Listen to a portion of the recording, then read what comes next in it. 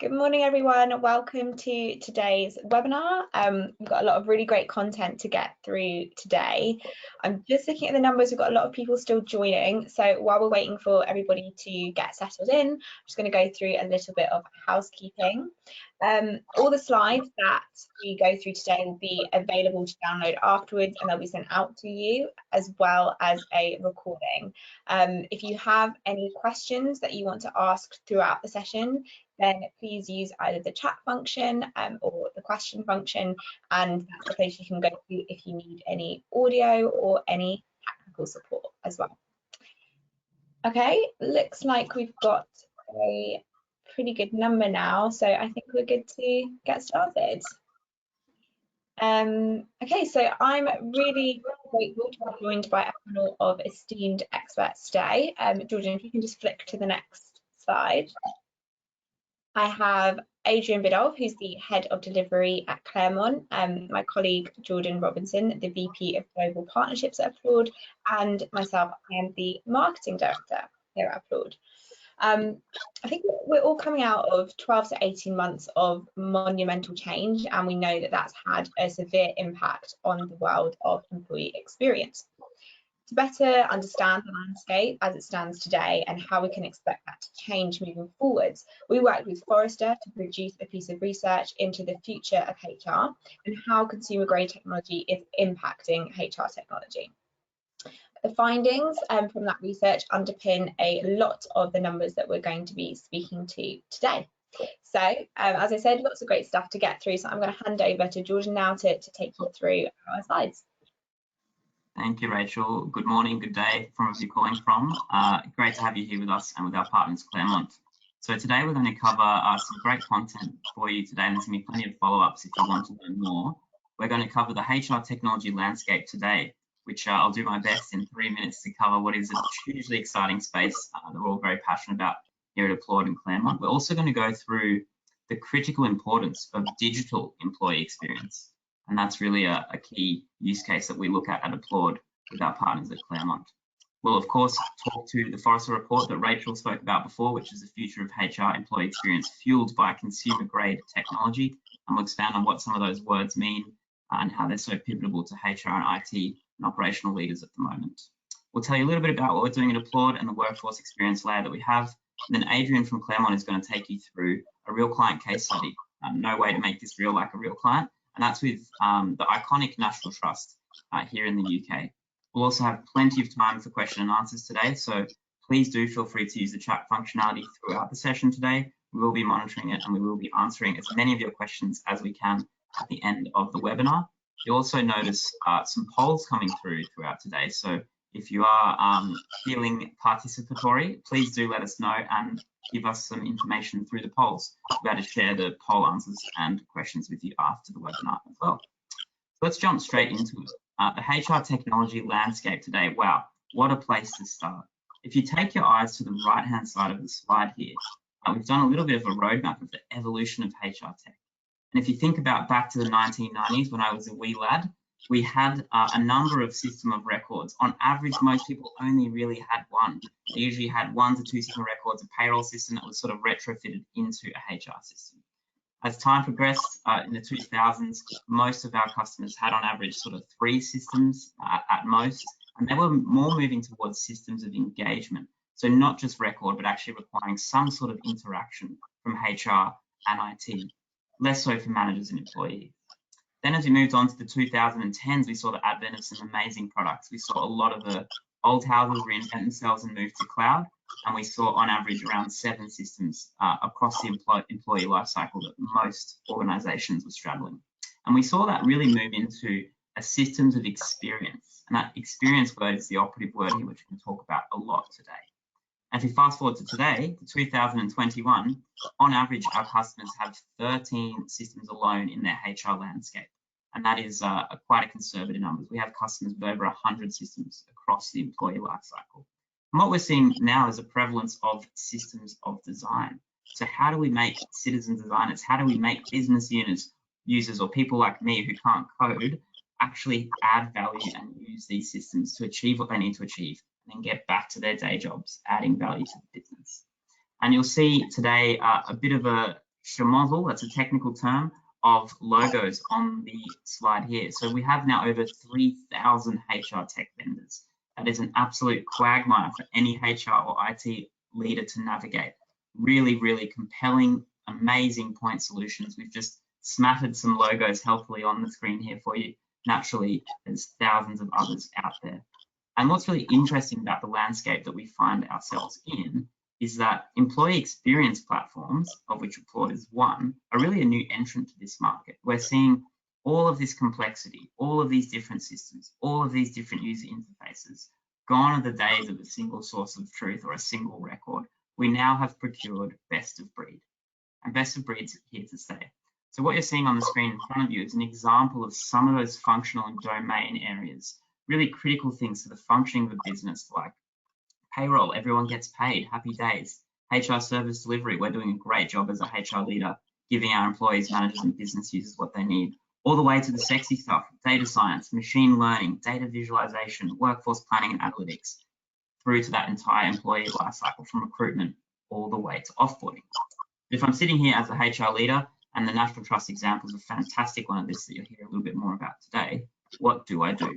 Maybe I've procured Oracle eBusiness Suite, Oracle Cloud, Workday, I've got Cornerstone or Degreed for learning, I've got SuccessFactors for my workforce planning, I've got Qualtrics for employee engagement, I've got ServiceNow for HR service delivery. All of a sudden, as a millennial or Gen Z, or perhaps as a user who's not always in the office, what do I go to submit my time off? What do I do to understand how I need to transfer an employee in my team? So enter the workforce experience layer. What is a workforce experience layer, I hear you ask? Well, luckily, I'm here to tell you exactly what that means. We recently had... Yes. Pause you just there. It might be a good opportunity to just take a temperature check from everybody that's on the call, launch our first poll and see how many systems they have. So I'm just going to go ahead and launch that poll and just kind of give everybody a minute to vote how many systems they have across the entire employee life cycle. You can see a few people starting to vote. Interesting. Let's give it another couple of seconds, another 10 seconds.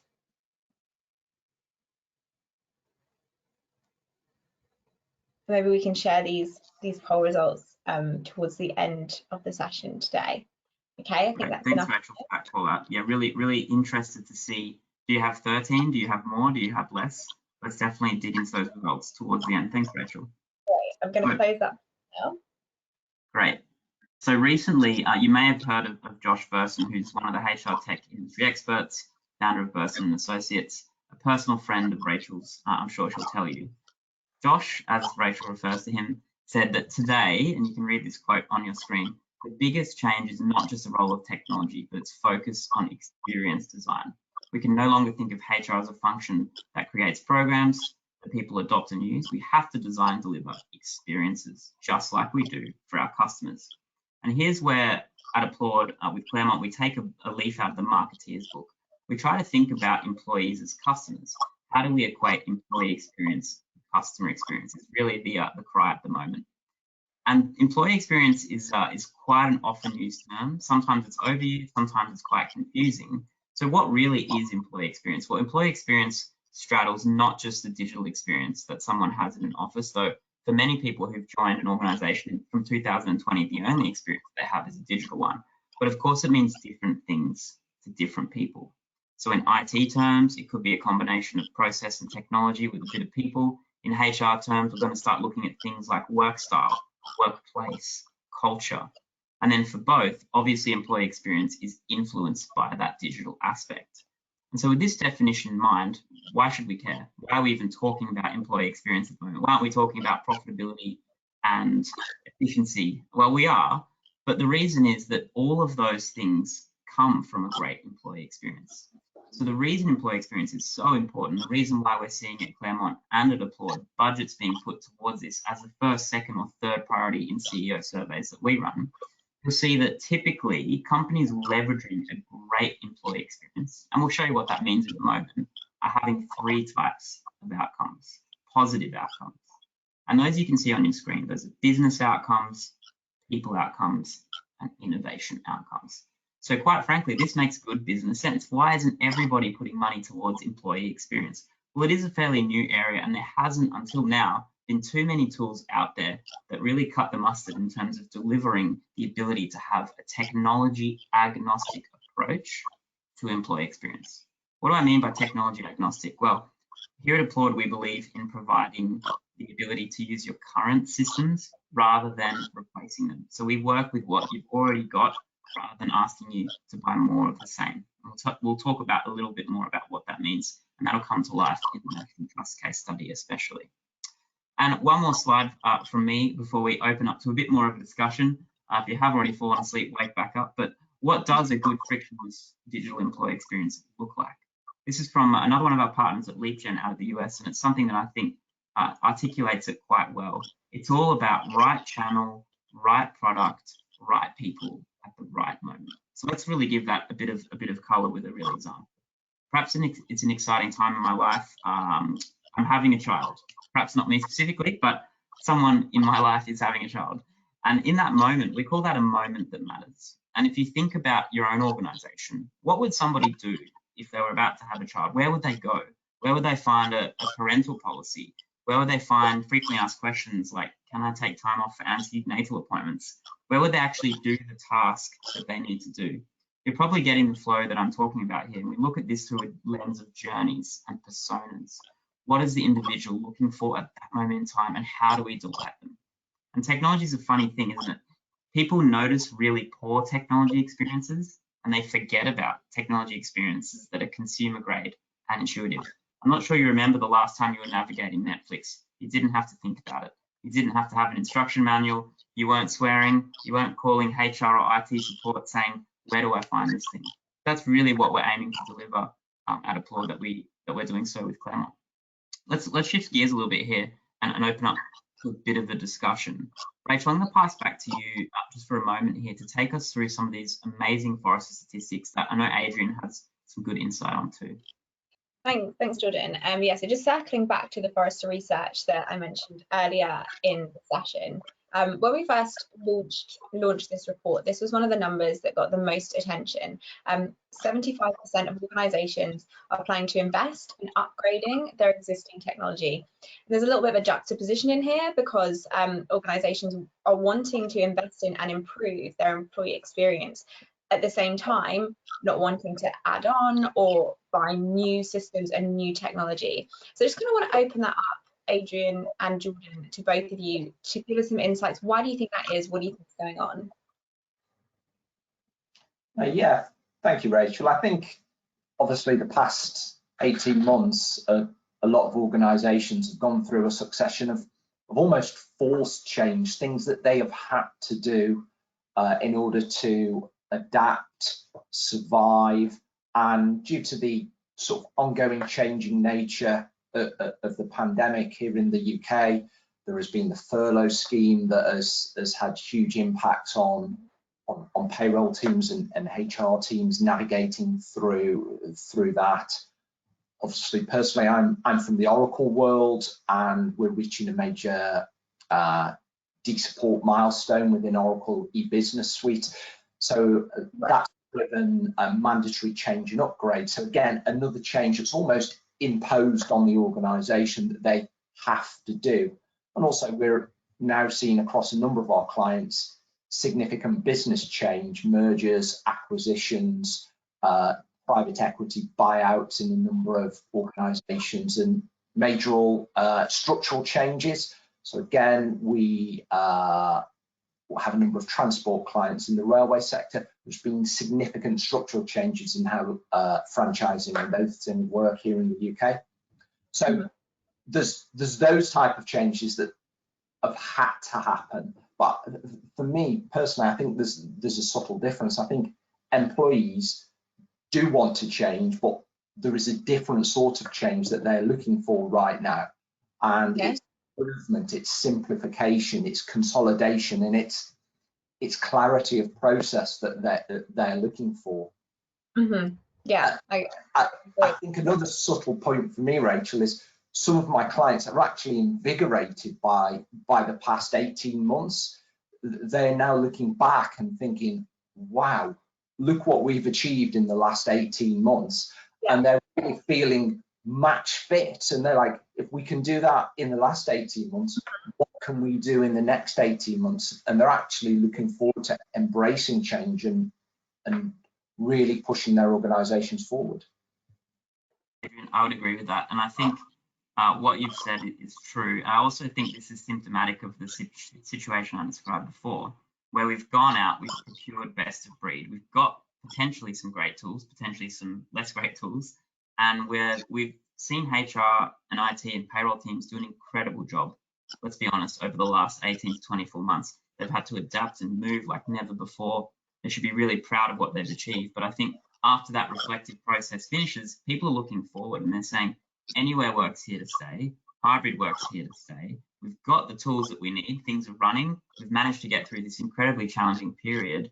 What now can we do to better that experience and to look forward and use the technology we've potentially already got rather than continuing to add to the mix?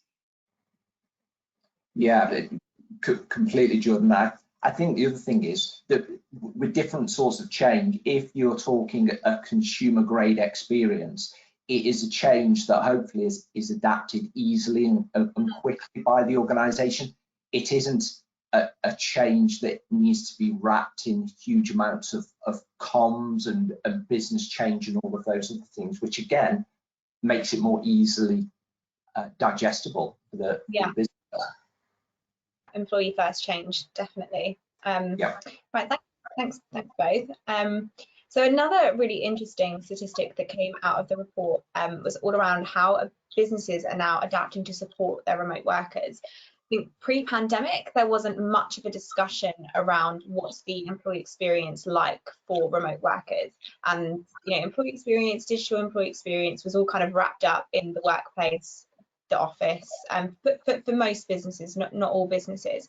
But now, at least we're talking about it. We're not there. We can see on the screen that 74% of organisations have recognised there are inconsistencies between the experience that their employees that are based in an office or in HQ get compared to their remote employees. But what do we think this means? Is there an appetite for change? Yeah, sure. You jump in first, Adrian, go for it.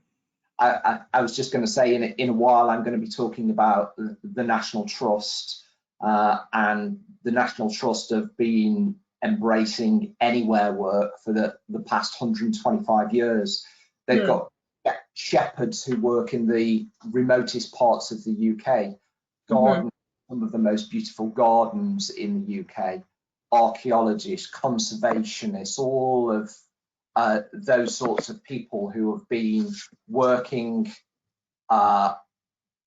across diverse locations for many, many years. And fundamentally, their workforce isn't made up of people who sit in an office 9 till 5.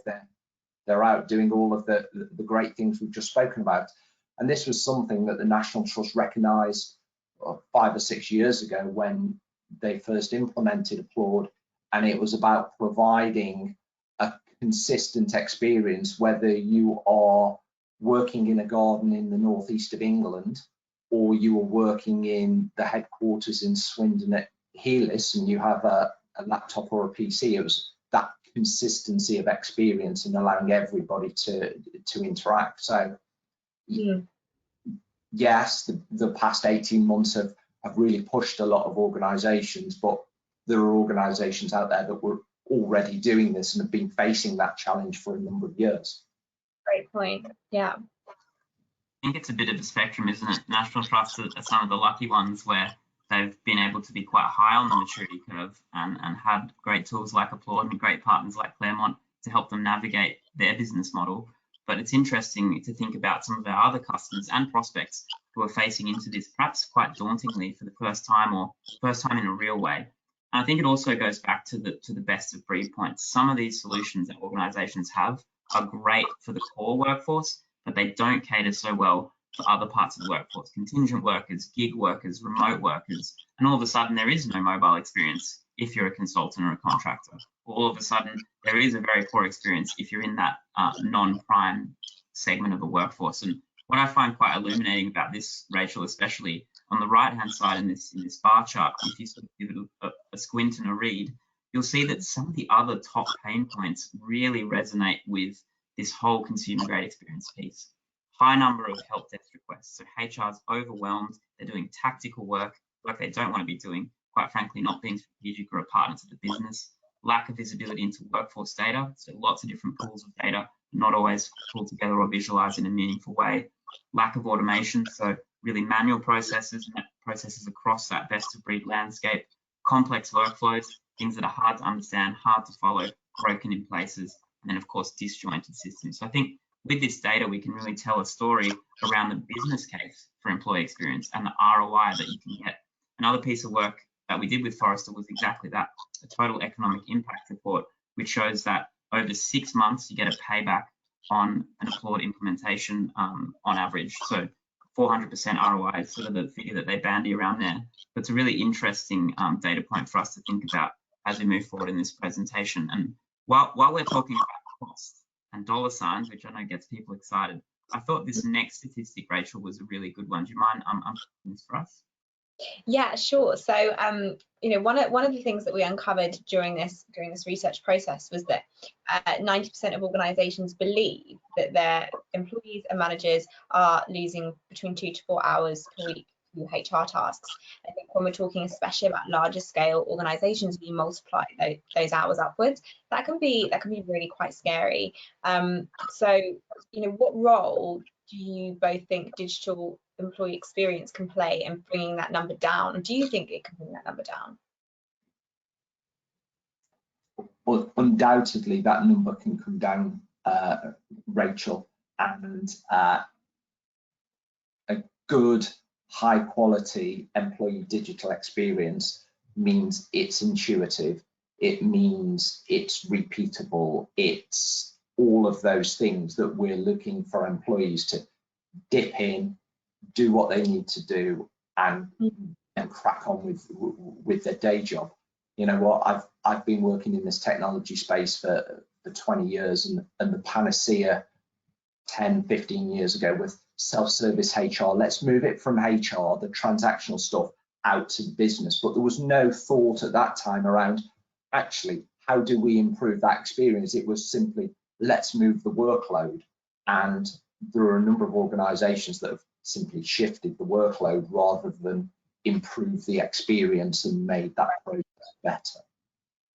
Yeah. So I'd be interested in the audience's perspective on this. Perhaps time for another poll.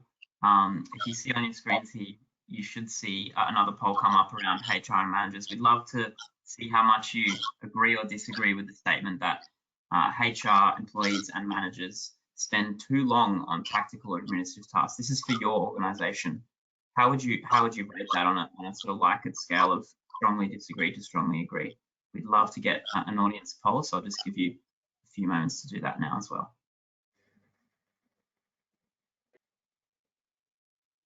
Great, I can see some of the answers coming in there. There's some quite heavy agreement already coming through that still that problem that we've seen for a decade. We've changed operating models, we've changed technologies, but still we're seeing HR's time spent on tactical tasks. Really fascinating. Okay, we might shift gears a little bit again then, Rachel, if I'm still true to time, which I think I am. And I thought we could maybe just talk a little bit more, 30 seconds, about what we're doing at Applaud. And this is going to come to life in a moment through Adrian, who is going to take you through the National Trust use case. So Applaud was founded in 2008. So we've been doing this for a long time. We like to think of ourselves as industry leaders in this space, having done it for so long. We have customers from as small as 500 employees to those over 90,000. Obviously, National Trust are great larger customers. And really what we provide is that one-stop shop. So all of your employee and manager services in one place, consumer grade experience anytime, anywhere, and on any device.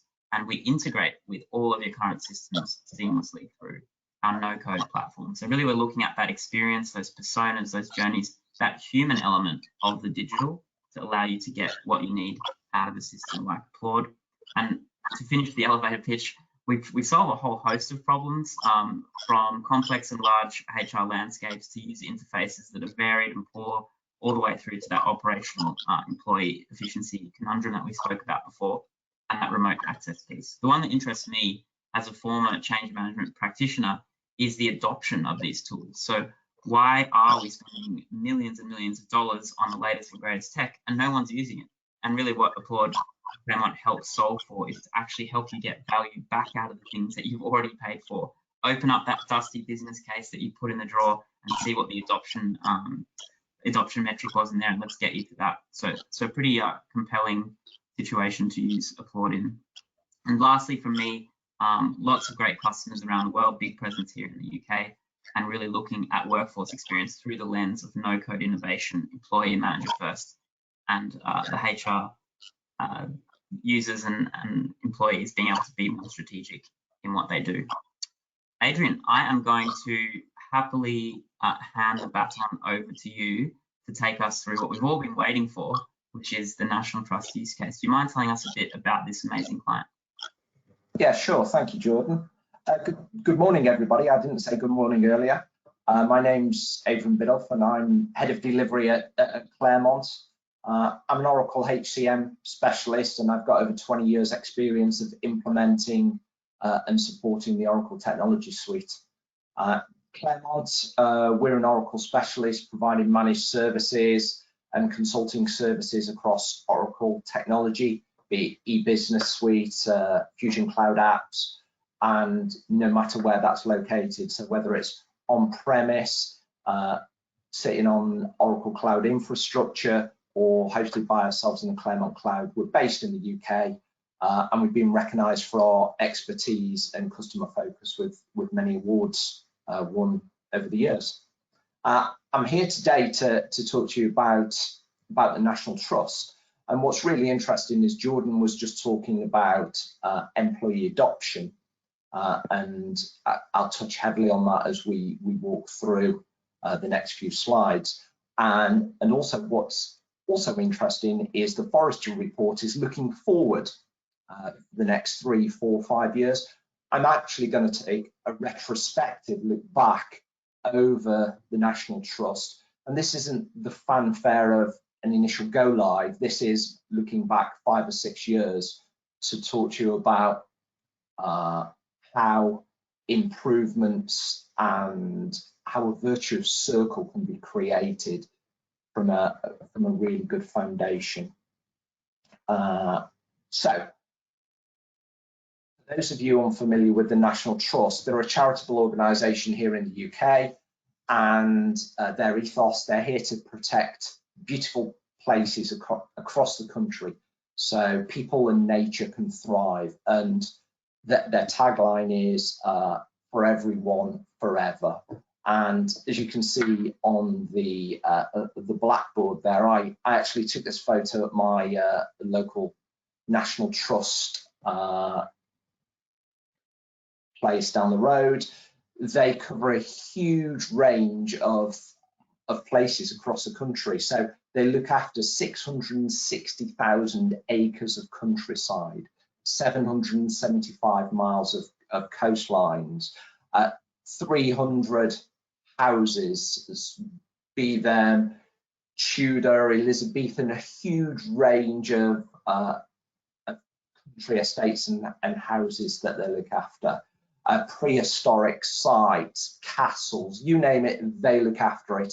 They also own and look after 61 pubs, and I can guarantee you will always get a good pint or a good cup of tea and a good scone in the pubs. So if you have one local to you, please do visit them. And across such a diverse portfolio of properties, we have a really disparate workforce. So for those of you that have visited any National Trust properties, I would hope that you've been into one of their shops and maybe purchased something. So we have retail, we have catering outlets, there are chefs, there are catering assistants, we've got gardeners, conservationists, archaeologists, one of the widest ranges of positions and roles within an organisation that I've ever come across in my years of doing this, spread across disparate locations from, as we've seen here, the very northwest of England, high in the Lake District, down to the coastlines in Kent, you will find National Trust employees. So that workforce brings a set of unique challenges. And also the nature of the National Trust business means that it's a very seasonal business. Some properties are only open from Easter through to October. So their workforce can fluctuate from somewhere between about 11,000 employees up to 15,000 employees in a 6-monthly cycle. So some really unique and interesting challenges there. But that's a little bit about the National Trust. Just before I dig into talking around Applaud employee experience and what's happened at National Trust, I'd just like to talk to you about the picture that you can see on the right-hand side. So this is one of the National Trust properties, which is called Cork Abbey. It's in Derbyshire, and actually it is referred to as the unstately home and country estate. It has got peeling paintwork, overgrown courtyards. It has got derelict stables. And what Cork Abbey tells the story of is the decline of the country house estate here in the UK. And the National Trust have made a conscious decision to leave Cork Abbey in the state that they found it many years ago, to be able to tell that abandoned story and portray the story of what happened to these country houses. The house was too big to maintain. They were too complicated. The owners simply couldn't afford to utilise all the things they had. So these properties across the UK at the turn of the 20th century or around the 1920s time simply went to ruin. They were left to rot.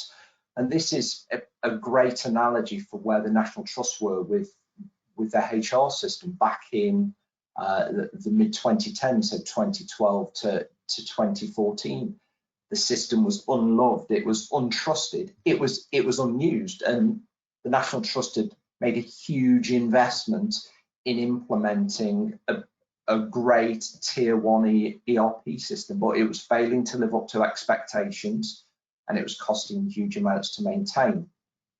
And simply, it boiled down to the system wasn't trusted by the business. So out in the properties, they didn't believe headcount reports and those sorts of things. It wasn't well adopted. It was overcomplicated. Feedback from staff who NT were trying to roll self-service out to was it wasn't user-friendly. From a recruitment perspective, when you're trying to recruit 3,000-4,000 people annually into seasonal roles, you need a good recruitment presence. But again, the feedback was it was complicated, it was unintuitive, it was error-prone. We've spoken about the disparate workforce. There was no mobile access, and this resulted in poor data quality, poor trust in the system, a myriad of knock-on effects to that, so payroll issues and so on. So that was where the National Trust were, very much like Cork Abbey has been left. It was in a state of disrepair.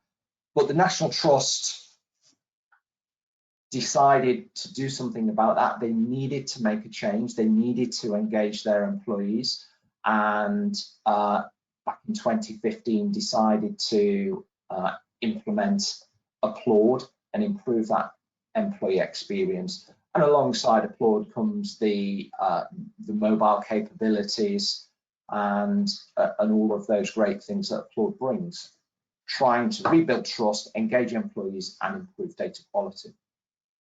So if we move on, Jordan, to the next slide. So the implementation happened throughout 2015, and for those of you that want to go and look, back in 2016, we produced a case study, and it's on the Applaud and Claremont websites, and we were suitably proud. We were really happy with ourselves. So between 2015 and 2016, we could measure the tangible difference that we've made. So taking something very, very simple here, such as an annual leave booking. In the year prior to the implementation of Applaud, there was approximately 50,000 transactions, annual leave transactions were recorded in the system. Comparing to the 12 months post-implementation of Applaud, there was more than 100% increase in annual leave transactions. Headcount was the same. People still had the same holiday entitlements, all of those things that you can potentially say, well, actually, it's gone up because of this, this, and this. The only real tangible change here was we'd given employees the opportunity to be able to record their annual leave. We've given managers the opportunity to report and see accruals and entitlements and all of those sorts of things. And that gave us a real tangible improvement immediately. And then what started happening was you get better data, which gives you better reporting, which allows you to do better workforce planning, which then gives you more accurate reflection of business costs and liabilities. And this then leads to a virtuous circle. And what happens is the employees became engaged, and instead of being at arm's length from HR, or managers being arm's length from HR, they then start coming and saying, well, oh, can you do this now? Or can you do that now? And what that has turned into is 4 years down the line, it wasn't an initial peak and then it's tailed off, or an initial peak and then we've plateaued.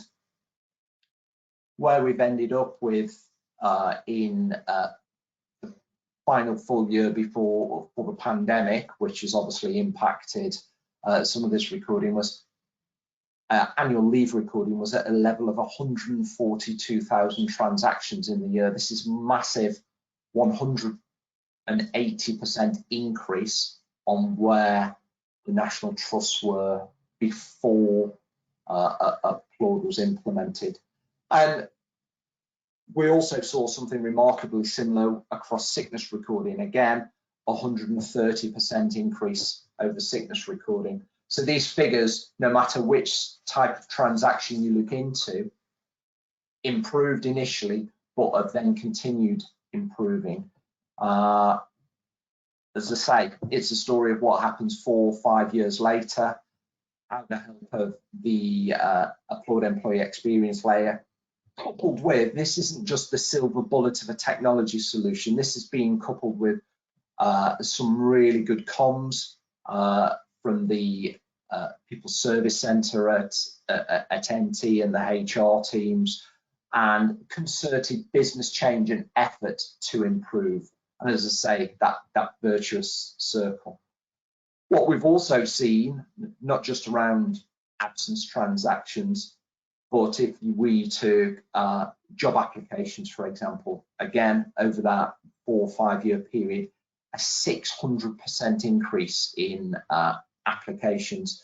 So that's taken from 16,000 applications back in 2014 to 116,000 applications, taking the average number of applicants per role from 4.5 applicants up to 24.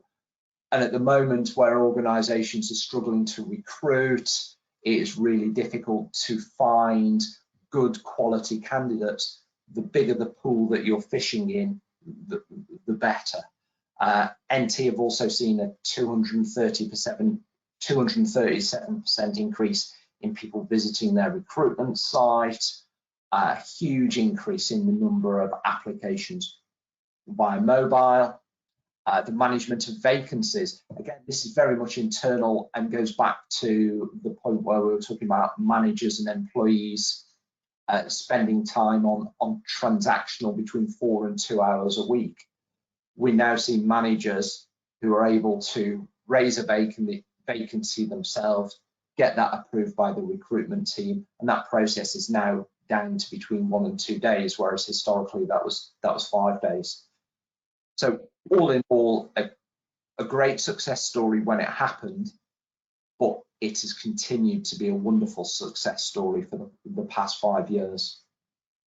For anybody who wants to look into these figures in more detail, they're available on the Applaud and Claremont websites. So please do go and take a look at that case study. And if anybody has any further questions or would like to discuss NT any further, then please do reach out to myself. We've also got Victoria Miles on the call from NT today. So if there are any questions that I'm unable to answer, then maybe Vicky can step in a moment. Thank you, Adrian. Thanks, Adrian. Yeah, that was really insightful. Thank you for sharing all the details on the National Trust case study. So we've got a couple of minutes left. We've had a few questions come in, but I thought we might share the results from some of the polls that we had today and just kind of, you know, speak to those a little bit. So I'm just going to flash them up on your screen now. This was the first poll. How many systems do you have across your entire employee life cycle? And Adrian, I don't know if you can see those numbers on your screen and what you make of that split.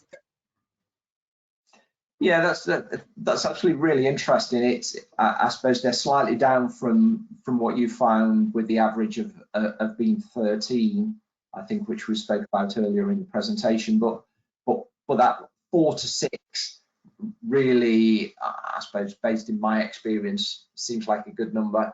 It's interesting on the 10 plus. There are some people with a really complex architecture out there that do match what I find. Yeah, definitely. Thank you for that. And Jordan, maybe you can speak to these results that came in. Do HR managers spend too long on tactical or administrative tasks? Quite a split across the board here. What do you make of that, Jordan?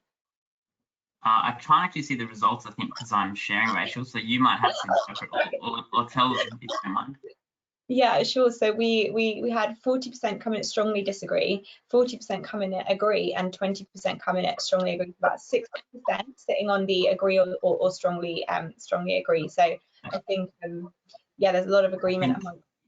I think that tells the story of the ongoing struggle to make HR strategic and have a well-deserved place on the executive and business team. I think it really also talks a little bit about what Adrian just spoke about the National Trust, about that talent retention, acquisition and development piece. I mean, now more than ever has talent been pivotal to the success of a business. So I think giving HR time to be strategic, to nurture that talent, be it through a digital employee experience, which helps that, or through other mechanisms, is really interesting and tells a good story. So not surprising to see those results very heavily still in agreement that there's a lot of time spent being tactical and dealing with clunky systems and clunky processes. Rachel, I know we just do a quick time check. We've got a few more minutes for questions. I thought before we'd open up to questions, just a quick call out on the report that has been published here. If you scan the QR code or head to applaudhr.com/TEI-report, you'll be able to download this report yourself and dig into those numbers. It's across 175 business leaders across the UK and the US, across all industries, public and private sector.